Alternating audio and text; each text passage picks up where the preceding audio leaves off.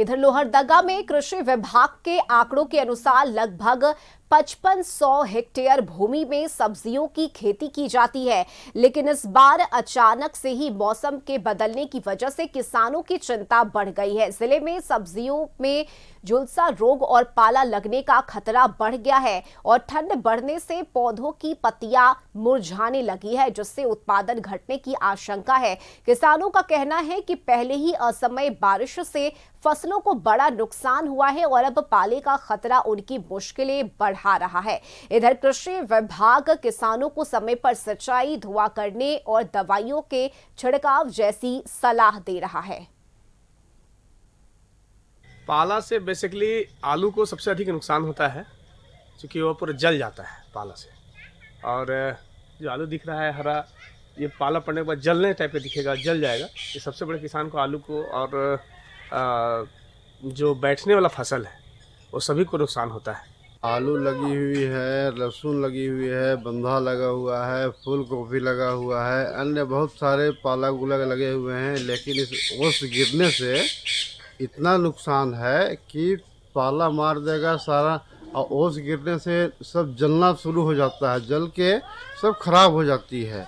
लेकिन इतना नुकसान होगा जिसका कि अनुमान नहीं लगा सकता है। इससे पहले बारिश के द्वारा नुकसान हुआ, अब ओला के ओस के द्वारा, पाला के द्वारा नुकसान हो रहा है अभी फसल में।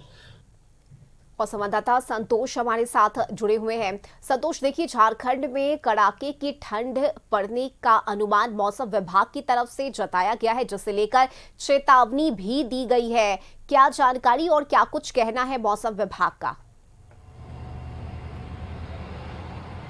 देखिए, जिस तरह से लगातार मौसम झारखंड का करवट ले रही है, लेकिन सबसे बड़ी राहत है कि इस मौसम के मार से तो किसान प्रभावित है, लेकिन आम जो लोग हैं कम प्रभावित, क्योंकि सुबह और रात जो लगातार टेम्परेचर गिर रहा है। लेकिन अपने सहयोगी प्रदीप सिन्हा जी से लगातार जिस तरह से दिन में सूरज भगवान मेहरबान रह रहे हैं और दिन में सूरज भगवान लोगों को खिली धूप का दर्शन करा रहे हैं, तो एक तरह से राहत जरूर है। लेकिन जिस तरह से पछुआ हवा लगातार झारखंड में चल रही है, जिसके कारण कनकनी और ठंड, लेकिन जिस तरह से किसानों को इस मौसम का मार, दोहरे मौसम का मार, एक और जहां कई पखवाड़े तक झारखंड में बारिश होते रहा, अभी फिर से मौसम करवट ले रहा है लगातार ठंड। और जिस तरह से टेम्परेचर डाउन हो रहा है, चाहे लोहरदगा की बात करें, चाहे कई इलाका गुमला की बात करें, तो कई फसल नुकसान हो रहे हैं। ओस ज्यादा गिर जाने के कारण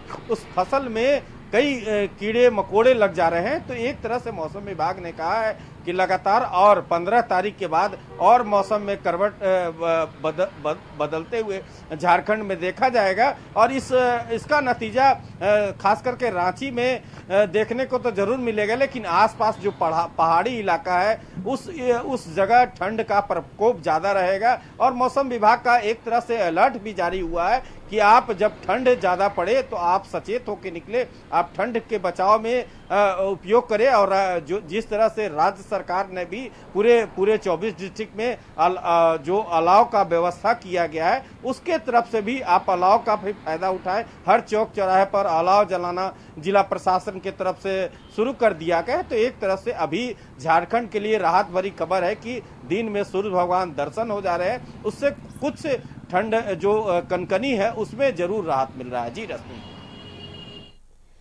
बिल्कुल संतोष, इसके साथ ही अगर बात करें तो इस बदलते हुए मौसम की वजह से किसानों को भी भारी नुकसान हो रहा है और किसानों की चिंता भी बढ़ गई है, क्योंकि फसलों को क्षति पहुंचेगा। इस पर क्या कुछ कहना है किसानों का? साथ ही मौसम विभाग ने क्या बताया है, अगले 3 से 4 दिनों में क्या स्थिति रह सकती है झारखंड के अलग अलग जिलों की?